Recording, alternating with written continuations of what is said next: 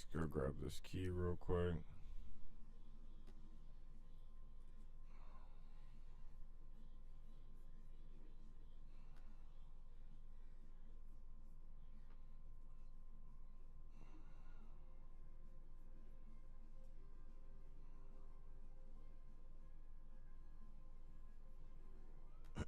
Check, check.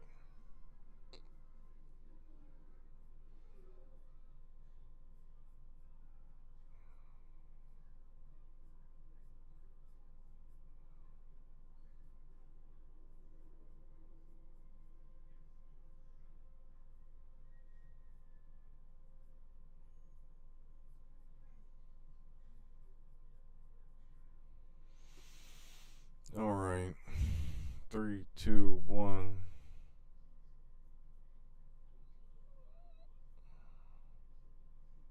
What is up, team? Welcome back to headquarters. We got a late night episode of the Propaganda Factory. Sorry, quite frankly. I'll always say sorry, but I've been working hard nonetheless, just doing some different things, putting some energy just in a little bit of different type of motion with that at the top of the show. I just want to make sure to advertise that we have the Propaganda Factory album coming out. That's right, we have the Propaganda Factory album, 10 tracks that we put together. Really the heart and soul of the Propaganda Factory, a little bit of me, a little bit of us, a little bit of everything that's going on in the world. And just something to kind of get us in the feels, get us in the moment. We have our first single coming out June 5th. That's really exciting, so we are going to be ramping up.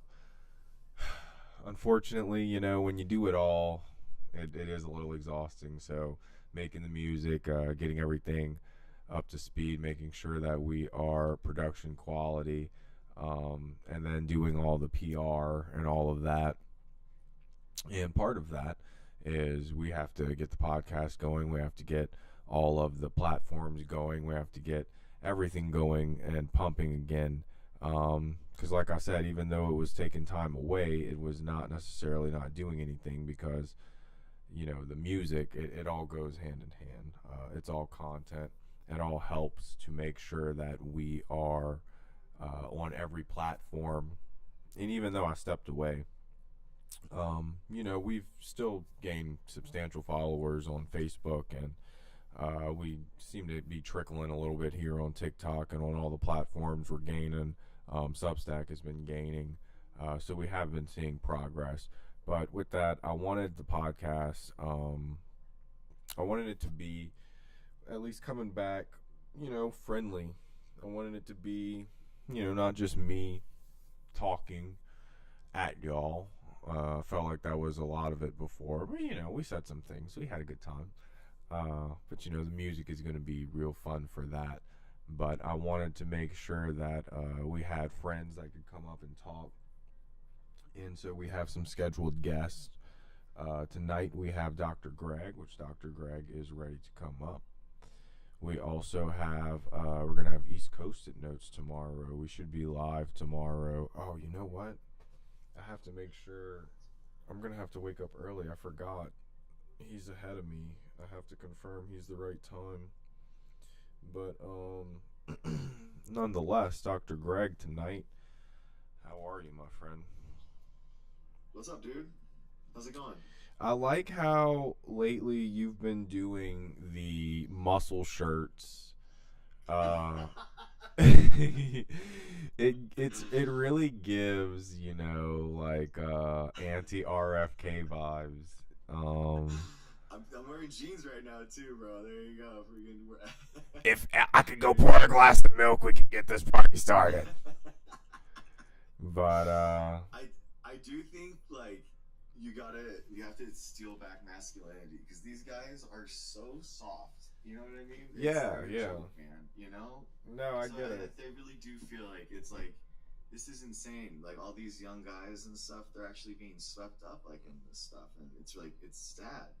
So if like this, we gotta just talk about it. We freaking lift weights here too. You know what I mean? Yeah, I seen you. I seen you've been pumping that iron, man. you've been doing some good, having some good lives. I'll be popping in and watching every now and then. Sometimes even on my burner accounts because I'm not always on this account. I'll be going kind of incognito because the algorithms, the way that they work and whatnot. Yeah, you can reset your algorithm, but they kind of like know who you are. So I like to use fresh accounts and whatnot, and take research. That's how I started this whole thing, and it's really helped me kind of learn a lot over time. But yeah, no, it's been a good time watching you because it's just it's real fun. Like I said with the muscle shirts and whatnot recently.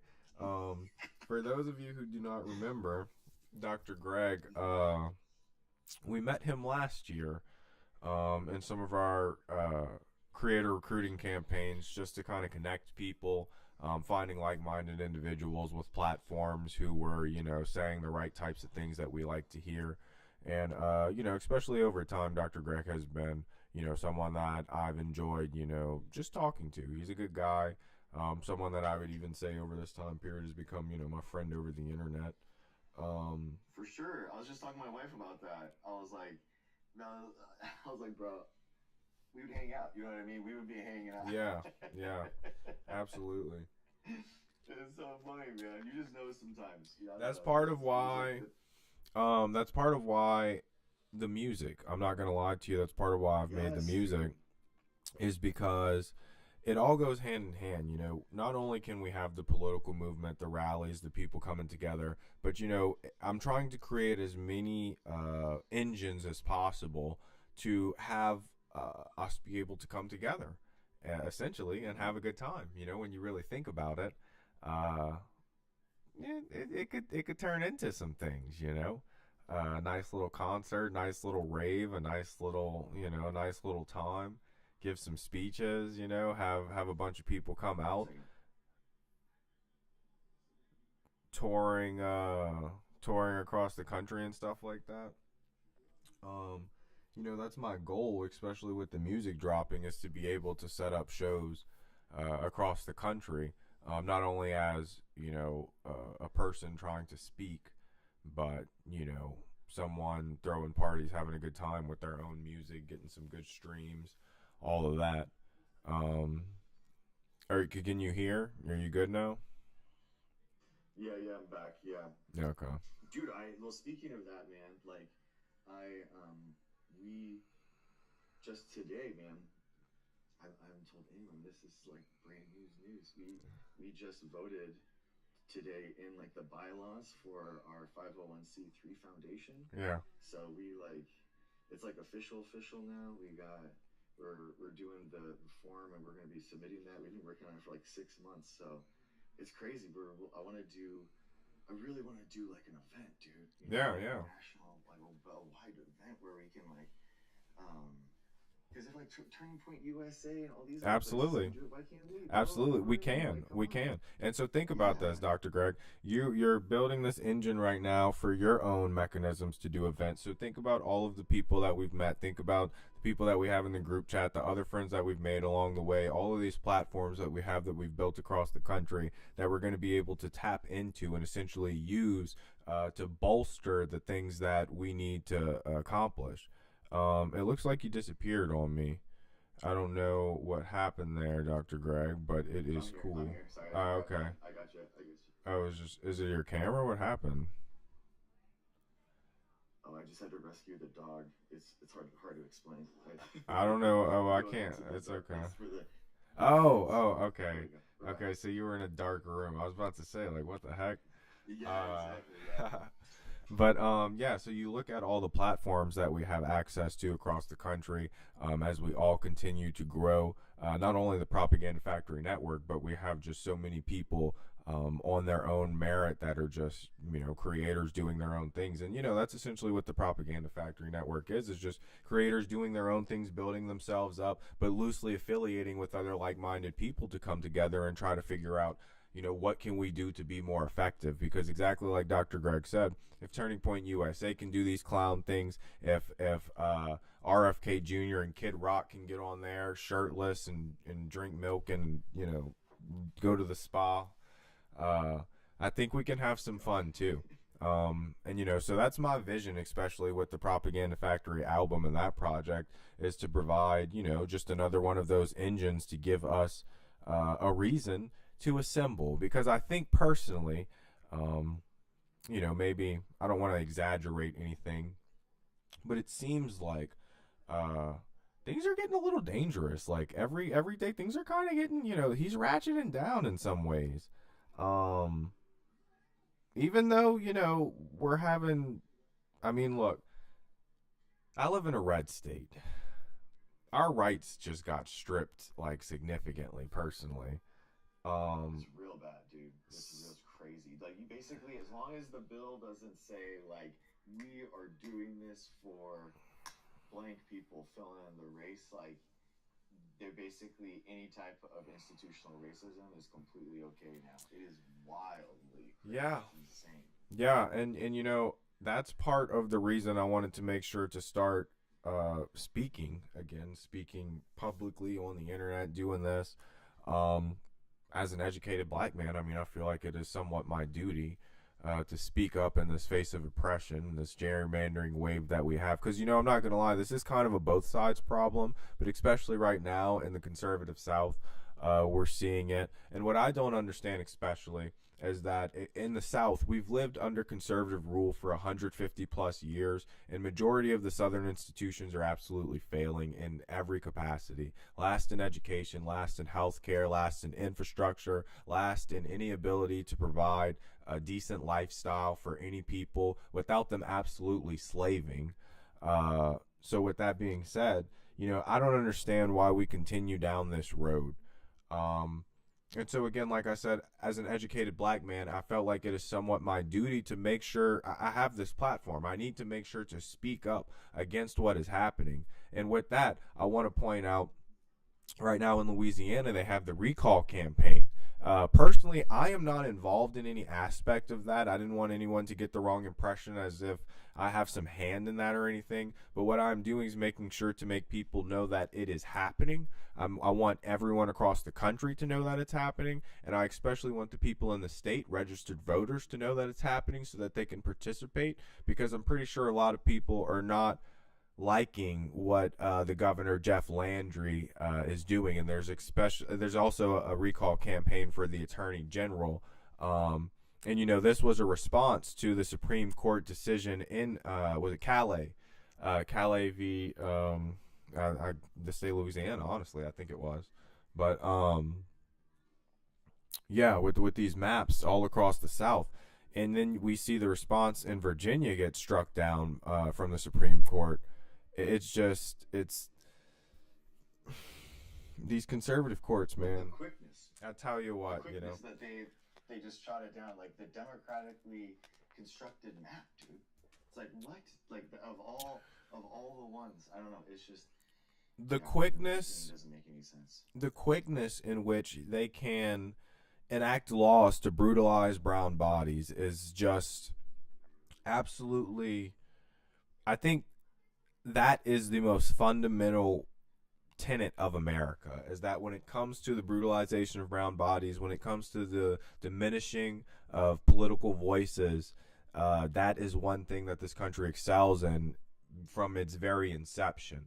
And you know, it took generations to get what we have, and it's really being stripped away from us. And so, you know, not only as an educated black man with a platform, but an educated black man with access to all of these other people with platforms who are like-minded just like me and agree with me and are tired of seeing these billionaires, these conservative clowns, these MAGA lunatics absolutely destroying communities.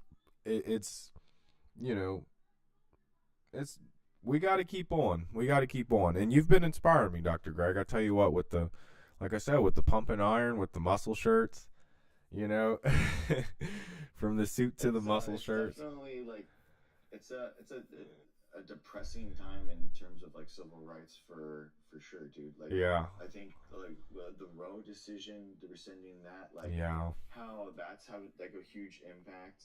I mean, I had um, a mom who lost her daughter because of that. It's been crazy, dude. And I just think about.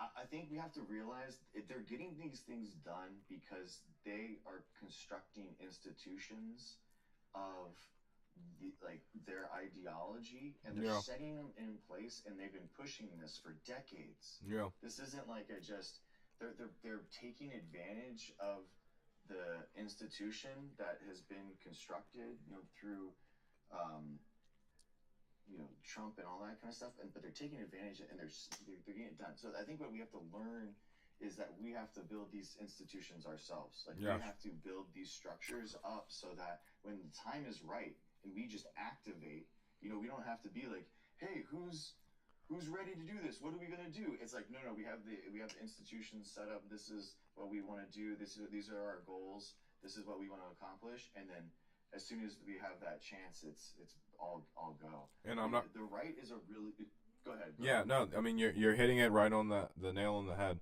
The right, it's inspirational in some capacity what the right has done, because we see. I mean, where do you want to start? We could start in the 70s. We could start with the pre-segregation. I mean, I'm sorry, with the pre-integration. The segregationist movements. We could start with the Confederacy, because essentially that's what we're dealing with today. Is the seeds of the Confederacy that was planted that are now in full effect.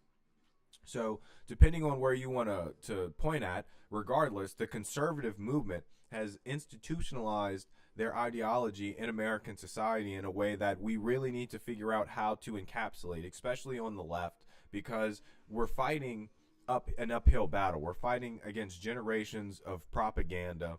We're fighting against boogeyman words, people thinking that working together and being empathetic to one another is bad, thinking that billionaires should exist. I mean, that in and of itself, the fact that we think billionaires should exist as poor people, that proves how good the propaganda is. For a person making less than $100,000 to think that a billionaire should exist, I mean, honestly, people less than a millionaire thinking billionaires should exist is absolutely bananas to me. I think the craziest thing is you're exactly right. A billionaire is bad. We have 100 billionaires now, right? You know what I mean? This Elon Musk is about to have 1,000 billions. You know what I mean? Like, and just one is crazy. You know what I mean? So I think we have to, like, numbers like millions and billions. I feel like we have got to figure out a way to tell and teach people orders of magnitude. Just how vastly rich and gluttonous these people are. It's like, it's wild. It's truly unfathomable how much. And when we're talking about, like, the entire NSF, the National Science Foundation's yearly budget in the Trump proposed budget is $4 billion. All the institutions of academia and everything, all those publications and scientists and stuff, all ran on $4 billion. Meanwhile, the Trump slush fund for his friends and Jan Sixers is $1.2 billion. Elon Musk has gone from 20 billion to 800 billion. You get 100 billion a year. All the Science Foundation amongst everything together is 100 billion. Let it be. So this guy's a decade. Let it be. Let it be said here right now, with the precedent that the Donald Trump administration has set, not only with the pardoning of the J6ers, but with this reparation fund for our liquidators, for our future liquidators. All right, just imagine. Not only are we getting pardons, just imagine how much are we paying out from this liquidation. I mean, come on now, like, come on. I don't want to get into it, but. He basically has shown, like, he's showing what can be done. Yeah, absolutely. All we need, that's exactly it. All we need is someone dumb enough to get on camera and say, "Hey, look, I'm gonna do it. I'm literally gonna do it. I'm gonna swipe my little pin. I'm gonna send y'all some money. We're gonna liquidate." That's all we need. Might take a little time. I'm a little young, but it's the. the amount that these guys have taken and how little they give back in taxes, like, is unfathomable. Yeah. Like they don't pay income tax. Billionaires do not pay income tax. We pay income tax. They have an amount that they know that we owe, and we pay that amount to the IRS. These guys, if taxes worked appropriately, billionaires wouldn't exist. Yeah, exactly. I mean, they don't pay income tax. They take out loans on the money that they already have through stocks, and then they just daisy chain those together, so they never are taxed. Like, normally, if I was gonna have to pay for an item, I would have to sell my stocks, take the cash. That's a billable event. That's a taxation event. That would pay my normal income. If it was a long capital gains, I had it for a year, that's a decrease. That's 15%. Okay, these guys, zero. They don't have this thing. It's crazy. And then the crazy thing is too, they're keeping the stock. So as the stock goes up, they're getting more money with it. Yeah, and taking out more loans. Exactly. And if they lose that money with a good accountant or the tax man, you've basically said, I can write that off as a business expense. So it's like, you lose it, it's okay. It's such a joke. These guys have instruments of power that we do not have. Financial instruments that nobody else has. I give it to them. It's crazy. It doesn't even make any sense, Saying it out loud, it sounds silly. It sounds like it's imaginary, like we made it up. But no, that's really what happens is, they take money and they just take loans against it, and, it increases in value. They're just leveraged. They're so over leveraged. I mean, honestly, just liquidating Elon Musk would bring down so much people. Because, I mean, Elon Musk he's leveraged up to the tits. This IPO for, SpaceX, I was going to give him the liquidity he needs. For sure. The price, like the share for the P&E is just insane. I mean, it's what is it? I'm not aware. Oh, man. No, let's look it up real quick. Ludicrously high. Yeah. Ludicrously high. I want to say like 150 or something ridiculous like that. Like MU is like 8. So it's like it's ludicrous. The IPO suggested the valuation will exceed $2 trillion, according to this AI Google overview. Does it say PE? It's the price of the share per the expected. No, PE ratio. I'm trying to find it. Mm-hmm. But anyway,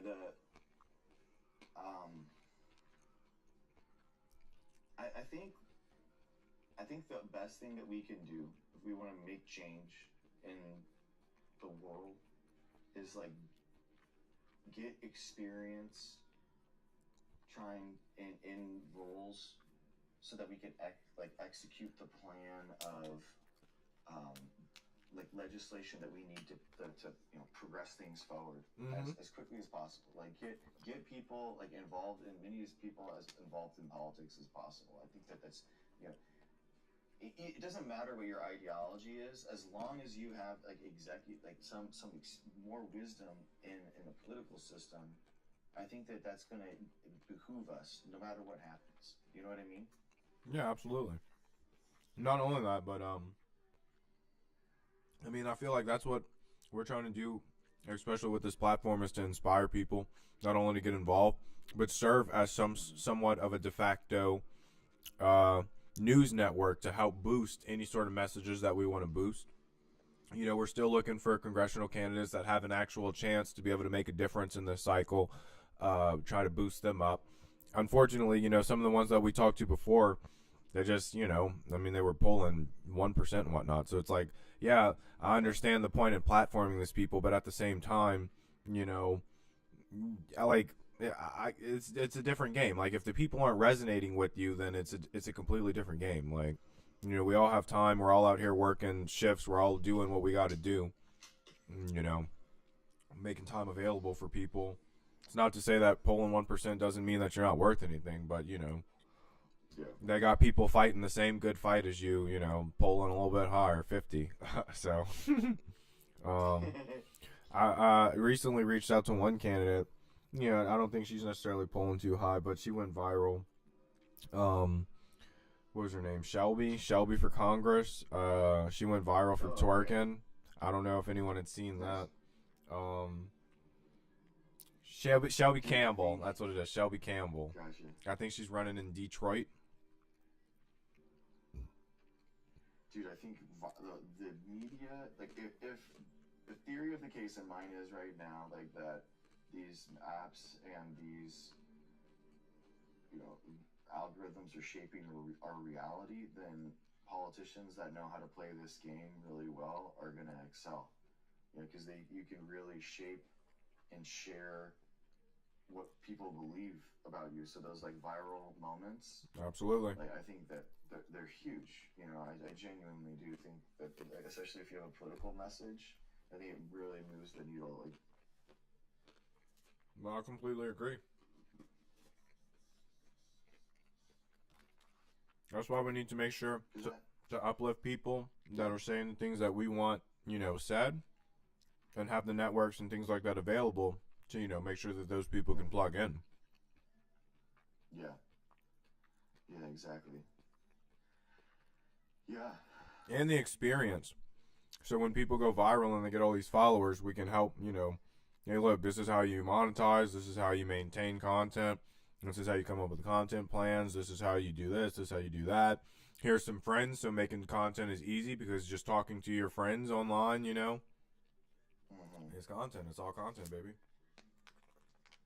Dude, friggin', it's been so awesome. I've been so humbled, man. The anti-fascist frog has been hanging out in my life. He's got like an American hero, and it was just like so cool. I mean, I met him through you, obviously, and it was it's been cool. It's just been I think like moments like that are so perfect because it's like it's something that you can tell and talk to your kids about. Yeah, you can When point they to a ask me about picture. the shirt. Yeah. Yeah, dude, it's huge. Well, Like those are because my kids understand it. You know what I mean? They're watching Star Wars right now, and one guy's dressed up as like a frog chilling, and this other guy looks like a freaking stormtrooper. You know, and it's like they know exactly the imagery. If a picture, it's just beautiful. If a picture of Antifa Frog is not in a history book, you can have my word right here on the Propaganda Factory Network. We'll write a Propaganda Factory history book. I'm actually really good at American history. I don't want to brag. I'm actually really good at American history. Took AP U.S. history in high school. Got a 5 on the exam. One of the few people in my state that did that. Chill. You know, I'll be nerding out on U.S. history just for fun. I'll be watching the Civil War videos. That's my. Okay. For the last like 6 months, I've just been watching like every single battle of the Civil War, like from freaking like No 2 to 4 a.m. Yeah, that's how nerdy I am, man. What's your favorite fact about American history? My favorite fact about American history, that's a tough one because I'm half black and I'm half white. So Yeah. my white side.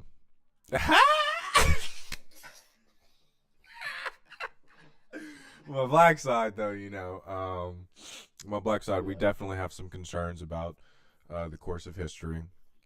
But you know, if I had to pick subjectively, I would say honestly,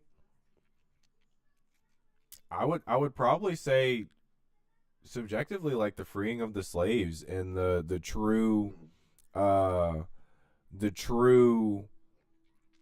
forward momentum of the realization of what America is supposed to mean as a multicultural, multi-ethnic, multi-gendered, you know, society. And I know that, you know, with 1865 that women still couldn't vote. It was a long march to 1919. But regardless of that, I feel like that, you know, the Emancipation Proclamation of what's it called, 63, and freaking the 13th Amendment, 14th Amendment after your boy's assassination. I think that was the biggest thing. I think honestly, because I was just watching a video about this, because Johnson was a Southern Democrat, and he was one of the only senators that stayed in the Congress, and so that's like the only reason he was the VP, because it was kind of like they were trying to do this unity ticket BS. So like he was actually never supposed to be president. He was like really racist. And for him to even make it a condition for Southern states to accept the 13th Amendment, I mean, that in and of itself, for this honestly, a supremacist guy, and I'm not sitting here saying that Andrew Johnson was a great guy or anything. Don't misconstrue what I'm saying. But, from a historical perspective, for him to make it a condition for the Southern states to re-enter the Union by accepting the 13th Amendment, that was, he didn't have to do that, and he did that. And then not only that, but the ratification of the 14th and 15th Amendments after Lincoln's assassination. I think it was a time in the country.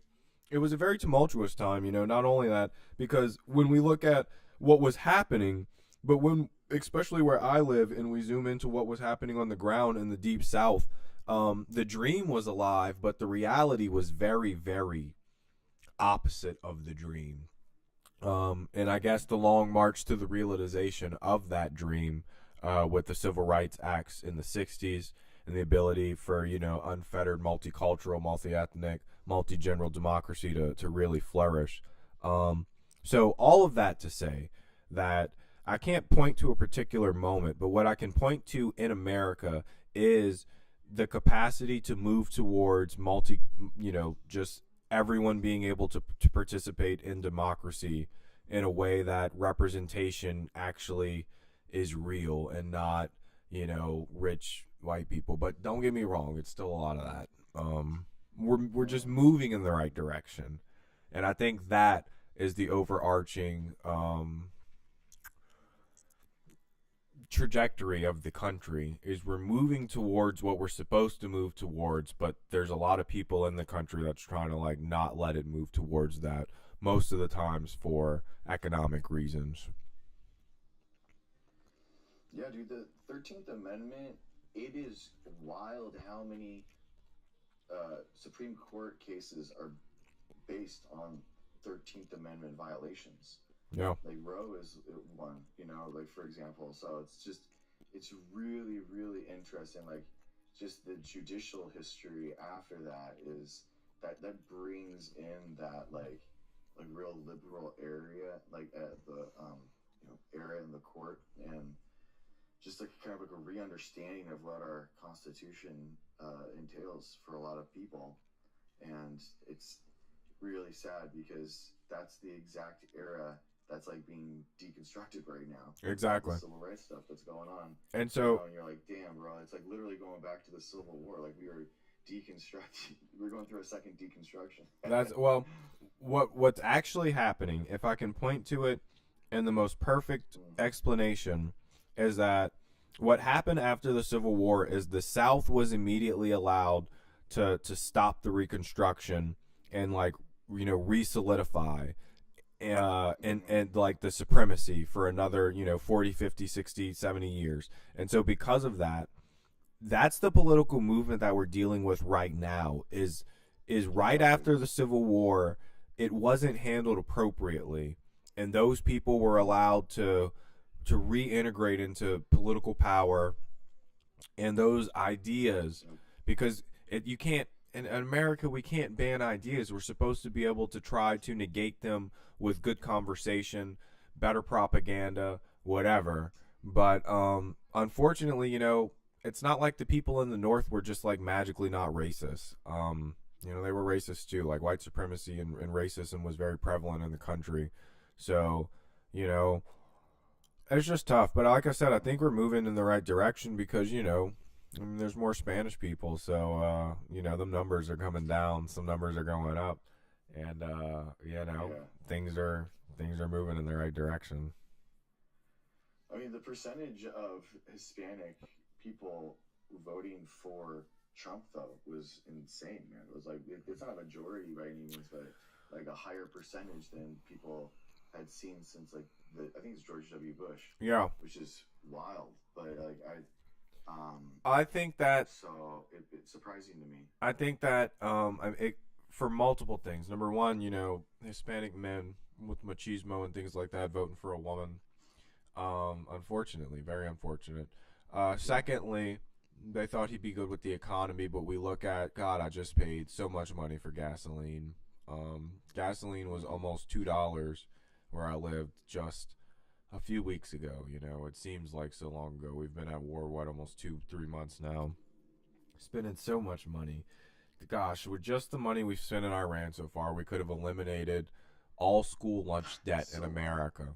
Every child in America could have eaten for free for 2026 just with the money that it cost us to wipe out that poor school in Iran. Um, exactly. you know, we look. I really do feel. But go ahead, go. No, I'm just going to say we look at that example right there, and we see a country whose priorities are just not in order. Like, why do we live in a country with student lunch debt, but we're dropping the most expensive weaponry that has ever been assembled in human history?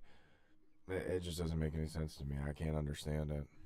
I'm just a simple chemist, though, so I don't know. Maybe I'm not doing the right math. Yeah. I mean, democracy is my fundamental like political belief. I want more democracy at work, in the community, local community, city, nation.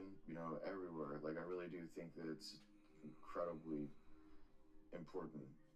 But I wrestle with like what I see the democratic elements of the 1787 Constitution versus the Constitution that's written now.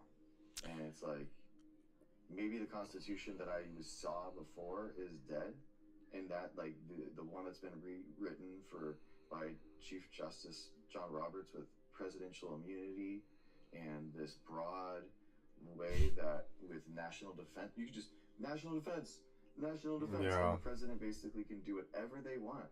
So it's like yeah, maybe we want Gavin Newsom to declare a freaking national defense on um, obesity, and then we can have universal health care on that. You know what I honestly. mean? Like, I mean, that's what I'm saying. what is it? That's all it Why not? takes. All Like, it takes is the right person to get in there and be crazy enough to do these things, because that's if there's anything that the Trump administration has taught us, is that when we want to do it, we can do it. It only matters who we want to do it for. So if we want to do it for billionaires and rich companies and people who buy our freaking golden shoes and whatnot, or we want to rip off people with the golden phones, like, we're going to do it. If we want to be exempt for generations, for the rest of our bloodline, we want to be tax exempt, we're going to do that. We're going to commit fraud, and we're going to get a sweetheart deal in writing from our own government. We look mm, it if you were to say, if there was a headline that came out that said that Vladimir Putin did this, I'd be like, oh yeah, that makes sense. So the fact that something like this just yeah, happened in America is the most absolute insane thing that it doesn't even make sense. It doesn't even make sense. The average Trump voter makes like 60 grand, if that, 50 grand, probably even less. I don't know. I'm just pulling this number out of my head. But I feel like the median income in my state is like 40 grand. So, like, I really like I don't I'm trying to merge my theory of like class consciousness and the idea that these people are like being exploited, um and I'm trying to understand how I can have pity for them when they are so you can be exploited without like loving it and being like this servitude and this like thank you daddy thing that they do.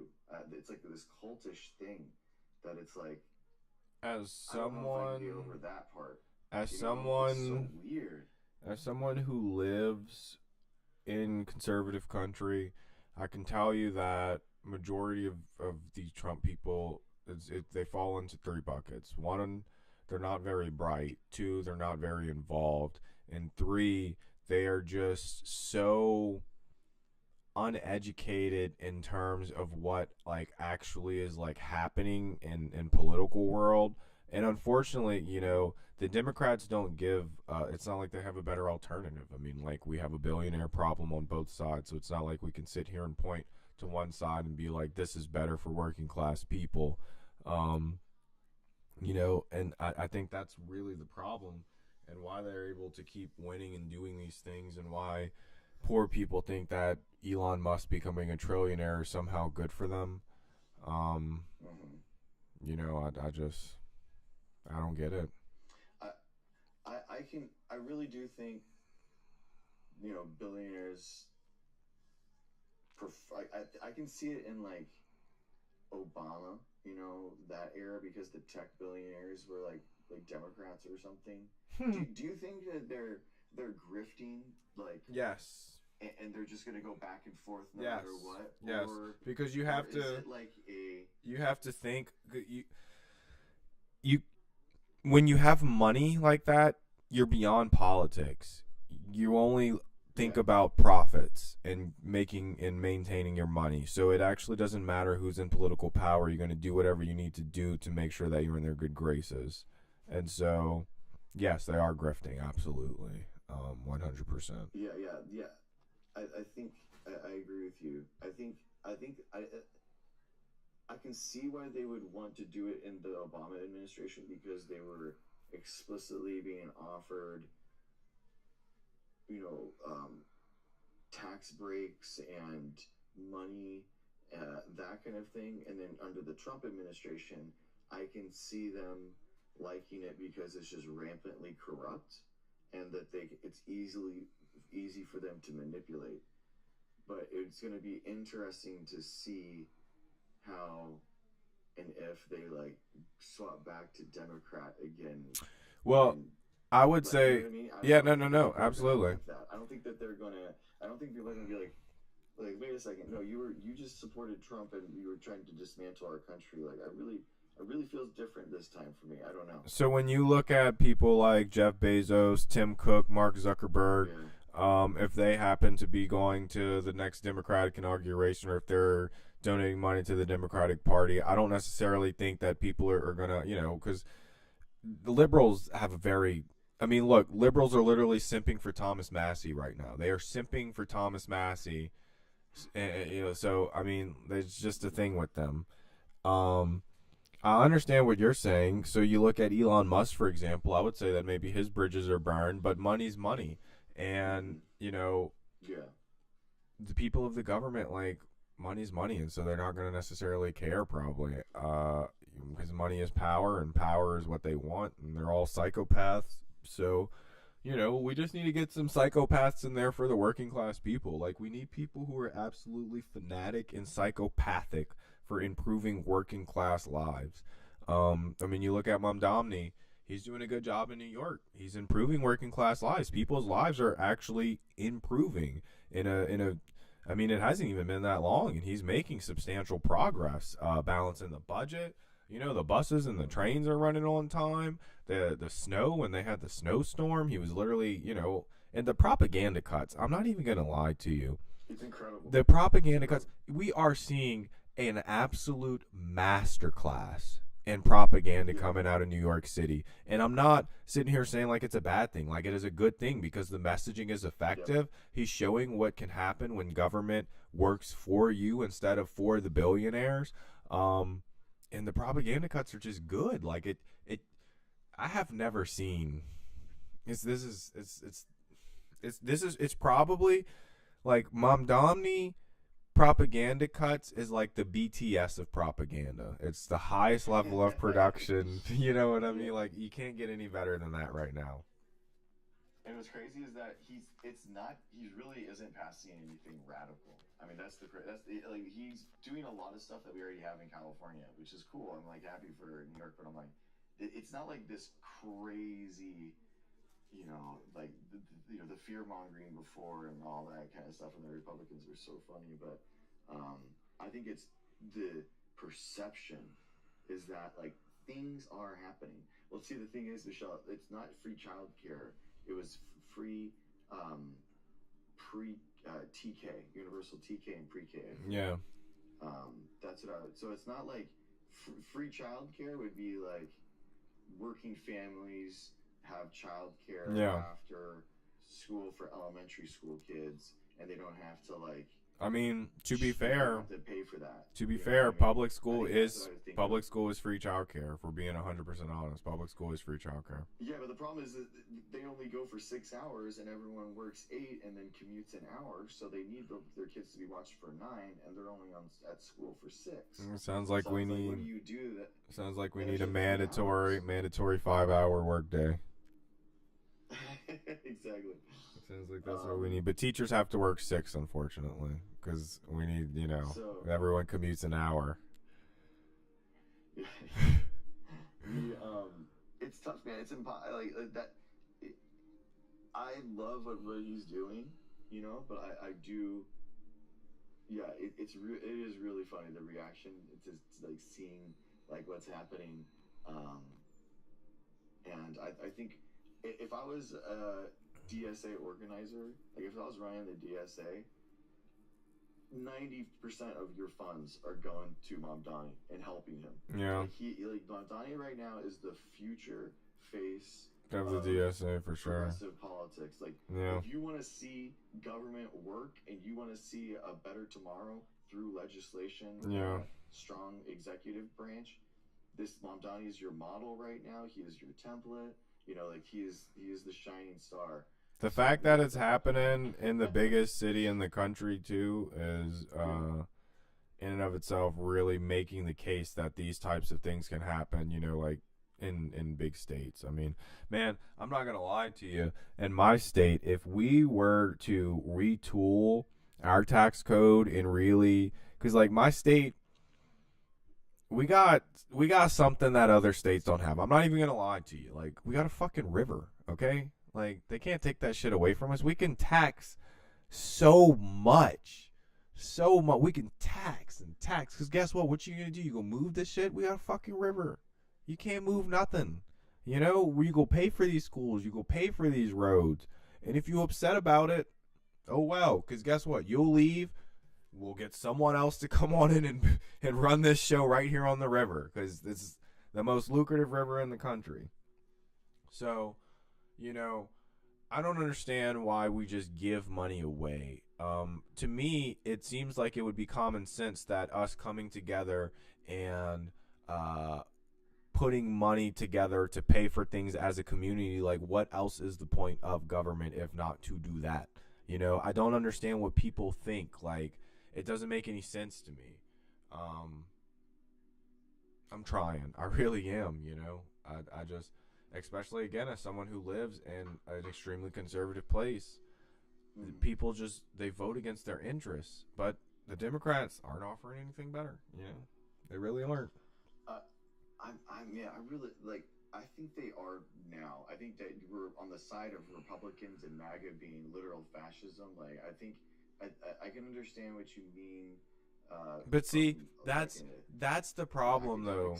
That's the problem, though, Dr. Greg, is that when we're to the point that it's like, hey, the other side is literal fascists, like the Democrats, they're pretty much saying like we can do whatever we want as long as we're not doing that fascism, and it still kind of is like fascism. Like when we're really getting into what a democratic, living under a capitalist democratic administration is, it's pretty much exactly like this. Think about it. If Kamala Harris was president, we probably would have done the same thing in Iran. It just wouldn't have been live tweeted. It just wouldn't have been live tweeted. Bro, listen to me. Dr. Greg, I'm telling you, and I know I'm not putting it like, oh, they're exactly the same. You have to think from a military planning perspective. These plans existed, okay? These plans existed. I don't know if we would have did honestly, we probably would have did the both of the things in Iran. Like it, this might sound far But we know fetched how to you, bro, but like it's we it's know just how the it happened. messaging Look, would have been different. I'm telling you, and the messaging would have seemed much more professional, and we would have accepted it because it would have been different. Like the way that Trump announced, like, so if we look at the first bombing, the first one that happened, and he was like, "Oh, we did this, and if they retaliate, we're gonna unleash hell on them." Whatever he said, something stupid like that. Okay, you take a Kamala Harris administration, that exact same attack, and she comes on and is like, "This is what we did. We neutralized this. We stopped them from being able to do this. They won't be able to do that. Blah blah blah. I'm the fucking president." You know what I mean? Like, and we would have been like, "Oh, that was, good job. Like, did a good thing. Like Israel." You know what I mean? Like, I'm telling you. they wouldn't have gotten into that position. I mean, Obama did attack Iran, but it was through the centrifuges. And so it was like a computer-based attack, the infrastructure, and then they did, you know, it had a deal. I don't know the details of it. But, Yeah. But and then Trump did. Sorry, and then Biden was offered the same blueprint. Like Israel offered the same thing to Biden, I thought, and they said no. They like turned it down. They like didn't. I'm sure. So it's like, I'm sure that they did, but like the thing about it too is whenever you look at Iran, you have to make sure you're including the China perspective. And so like the growing thing with China is still going to happen. Like what we're doing in Iran and the destabilization of Iran and Venezuela is really for the control of the oil flow that's going to China. And so those problems would have still existed geopolitically, and the solutions are still the same. Unfortunately, when we're looking at imperialist America and what furthers the empire, that is, that just kind of is what it is. So regardless of the president that's in there, so regardless of I don't think we would have kidnapped Maduro in a Kamala Harris administration, but I think that it probably would have had some sort of focus on Venezuela in some sort of way, for sure. I don't think I don't know. I don't know if we would have took out the dude in Iran. I don't know if we would have took out the supreme leader. I think we would have, though. I'm not going to lie. I think we would have. It's America, baby. We've done it before. We can do it again, I think that, like, Trump was definitely, like, war-gamed a scenario where it's like, we need the oil. This is what you do. We go over this guy, then this, and it's like this movie thing that was like offered to him, and he like, we are gonna run out of oil in this many years. You could solidify yourself as the best president of all time by getting us the resources that we need in order to run these AI data centers and all this kind of stuff. And I do think that he has this might is right mentality on top of that, right? So then. It's just someone pitched him imperialism and he had never heard it before. It's a great idea. Imperialist for dummies. Oh God. Exactly. So but I do think that the United States, other than the annexation of Hawaii, like since that, I do feel like we aren't explicitly imperialists on our foreign policy. We aren't taking land. Okay, but so land. You have to look. Okay, so the imperialization has changed. It's not about the land. You have to look about the dollar. So look at the expansion of the U.S. dollar and how it's integrated into all of the global systems, and that's the new imperialism. And because if you look at the British system, okay, so look at when the British pound was no longer the global currency or whatever, that was based on all of the land, okay? But like America figured out that we don't necessarily need the land because if you have the military, you can control the flow. And when you can control the flow, you can control who is using what to trade. And then when they're all trading in your money, that's the dub. And then not only that, but you have other states using your other countries using your little currency as their currency. That's the dub. So if El Salvador is using US dollars as an official currency, they don't have to be a state of the United States of America. They're still an imperious colony. They're using our dollar. You know what I mean? Like, we're not ruling them. I mean, these countries have a choice. these countries have a Yes choice and right now no. whether or not they Yes and invest no. in the dollar. I mean, Yes and no. but like in a time during like if it before the internet, I could just it makes sense to like have a universal trading currency, you know, because it's just like it probably a lot faster. Like now because of blockchain and stuff, it like none of that matters, and we could have like a global currency like right now, you know. Like I think, but I think it would just behoove people that had were making contracts to all be on. I don't know. That just it seems to me. I don't know. I mean, How do you think that the United States is pushing people to buy more like USD? okay, so the most simple answer to that is we have the largest nuclear arsenal in the world. Well, you know, second largest to Russia, but you know what I mean. And we're the largest military force. So like by default, okay, so off dome. How are we doing it? Because all of the commodity systems that are set up right now settle currency. They settle in USD. So if you trade anything in the world, majority of the flow is already in USD. So when more things are produced, when more drops of oil are pulled out of the ground, more countries need to use more USD. And so that's how it's the economic system is already in place. And so for every bean that's grown, for every kernel of corn, for every single chemical that's derived and produced to make a fertilizer, all of that, the increase of value is tracked in USD, traded in USD, settled in USD, and that's how we're making more people use USD because the system is just it's cyclical. It's feeding it on itself, you know. And we our military. So like if we didn't control the crucial points of flow, then you know we wouldn't be able to make people trade in USD. If Saudi Arabia and other oil trading countries chose to trade in, you know, Chinese, whatever they call it, and I'm not saying that to be dismissive of, you know, it's like something weird. It's like the real or something. I don't know. But I do think that we also benefit though from like other countries buying our debt, right? If other countries okay, are buying our debt, and like yes because and there's no. like less countries that like China. Why would China want to see the ending of the United States if they have a bunch of the debt so they're like bought into our economy? I mean,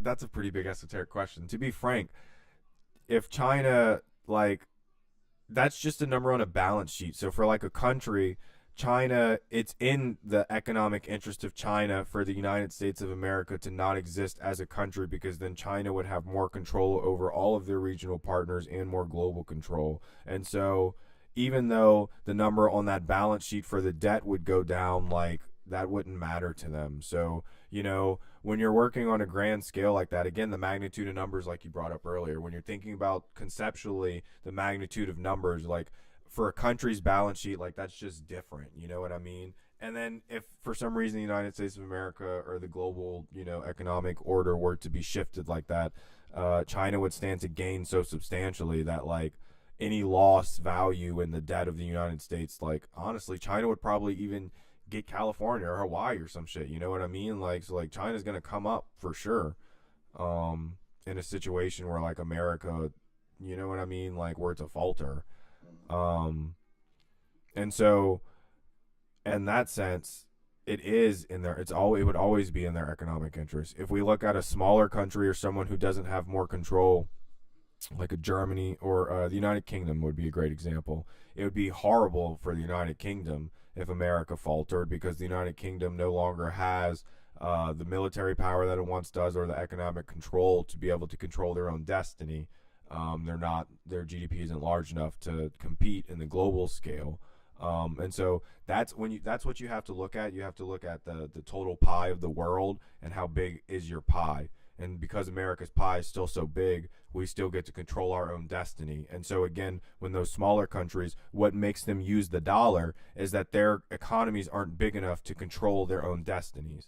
I mean, we could break that down to a human and an individual level. If you can't put a roof over your own head, you cannot control your own destiny. Other people are choosing how you live your life, or you're making choices under duress about your life because you can't even put a roof over your head, you know? So, same concept, just on a bigger scale.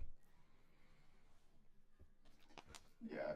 I mean, having a stable currency is definitely nice. I mean, I've it was interesting. I TikTok creators, are, as you know, are paid on PayPal, and Mm-hmm. I I That, just put like at the beginning like my first $100 or something mm-hmm. to Solana or something, one of the cryptos, Mm-hmm.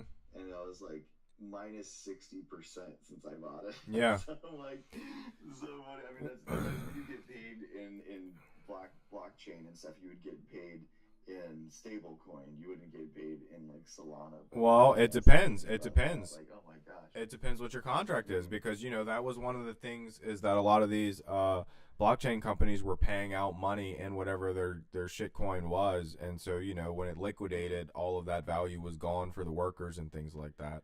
And that's very interesting that you say that TikTok creators get paid on PayPal. That's actually one of the reasons I bought some stock in PayPal in my retirement account.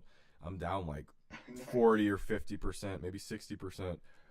But I'm holding because it's my retirement account. And honestly, PayPal's not going anywhere. It's going to either get acquired or it's going to get better. Like, I use PayPal all the time. Like, a lot of people use PayPal all the time. Like, it's a very integrated service into the, internet economy.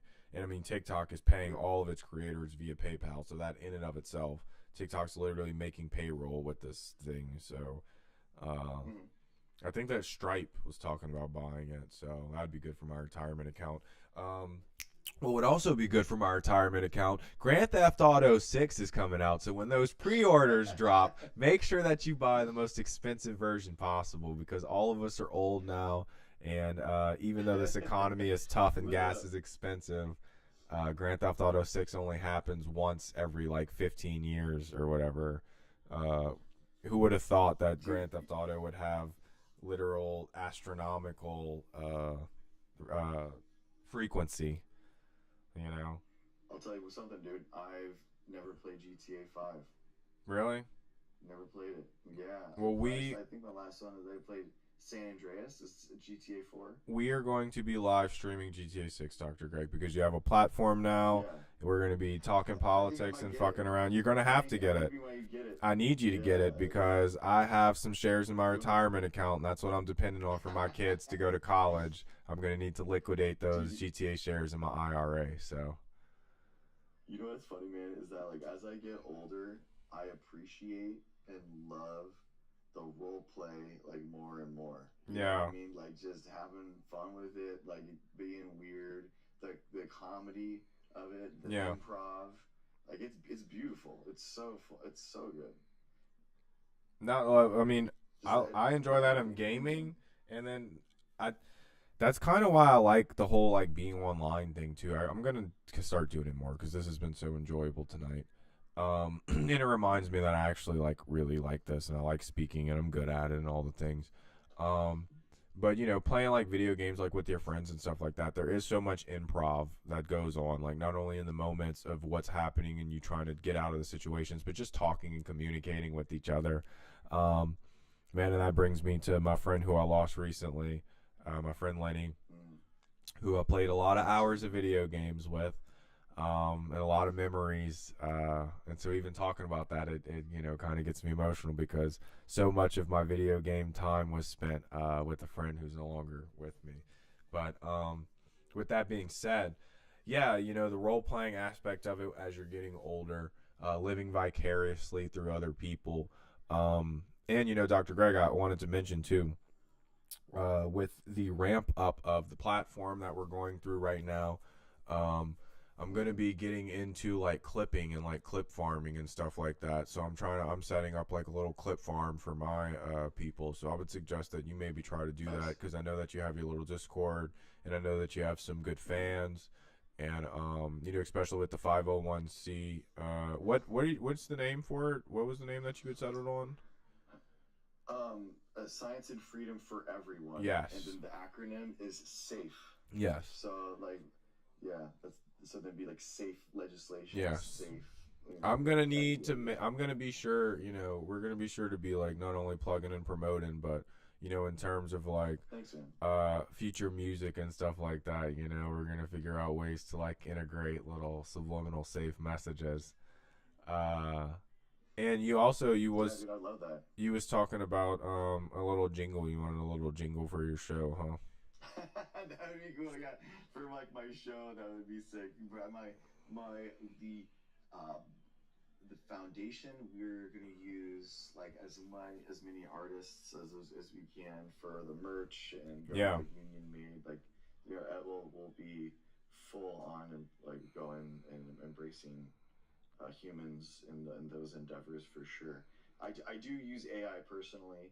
I've been doing like a lot of AI development myself, but like I do really think that, I mean, especially for a nonprofit, I think it's really important. It's like a strong message to pay it forward and really, um, yeah, AI using AI is acceptable if you're not putting out AI product and AI slop. So like I use it as like a calculator because like I'm like or I'll use it to analyze things that I've done already or like for coding because I'm not like a coder. So like sometimes I'll be doing things with coding, but that's just completely different cuz you know, I'm not like a coder. But you know, I'm not like generate this to send to a human to analyze or generate this picture to, you know, that's actual slop, you know. It'll be like I have cuz I write a lot and so I'll have like a couple of sentences and I'm like, you know, score this or rank this or whatever so I can like see the weakness. Like I don't, you know, I don't need it to fix it. Like I want it, you know, I just want subjective feedback and then I can be like, oh yeah, you know, and let me tweak this and now like how are we looking and whatnot. Or I can use it to be like super critical. Um, you know, I can use it to consume large amounts of data and find like highlighted points for me and things like that so I can go in like source reference material. Um, yeah, but the slop, I'm so tired of the slop right now. Yeah, I think it's really good I think it's really good in places, and we need to learn as like a movement how we can best leverage AI. You know what I mean? Like for Yes. people's power. I think, Yes. you know, as opposed to like handing as much power over to it as possible. You know, like in jujitsu, there's places where you can put 1% of your energy versus their 100% of your energy, and that 1% of your energy can overpower that other person. Yeah, the So like leverage. we have to Absolutely. figure out how exactly how are we gonna do that against the power of a billionaire? Well, We need the tools 100% of billion because they're gonna give us 100%. yeah, You know the billionaires are gonna give us 100% of absolutely. their power. So Absolutely. we gotta figure out how are we gonna like leverage jujitsu this, And that's and I do think like AI could help maybe. I mean, it'll play its part for sure, but you know, for me, I think that that's where people like you and every one of us come into play as that you know, we will be the conduits for the people to fight back against the billionaires, not only with being public, but you know, you look at the things that you have going to fight for the people. You know, you're literally creating something out of nothing, and who knows where that can be in 5 to 10 years. You know, we could literally be running the DNC. We can literally be, you know, you could be front row at my inauguration. Who knows how crazy this country can be in a few years. But with that being said, it it all goes hand in hand in, you know, the greater quest for fighting for the people in whatever way that we see fit. Um, and I think that's one of the magical things about it is that we have so many people that are coming up with, you know, unique ways to do that. You actually getting on the ground doing some nitty gritty with your you know, actual, I mean, official on paper, you know, uh IRS official. IRS official, you know. And so I mean, it all goes hand in hand, you know. And I think especially by the end of this year, I think we're going to be in a really solid place to make some good momentum for the midterms, and then after that, I really, I mean, not the midterms. I'm sorry, the midterms happen this year. I think we're going to see some really good push though in that third year, because we just there's so much momentum right now. Like even with the liberal creators and whatnot, they're having great momentum going around the country and doing their little things. So as long as we can continue to capitalize, continue to grow, continue to stay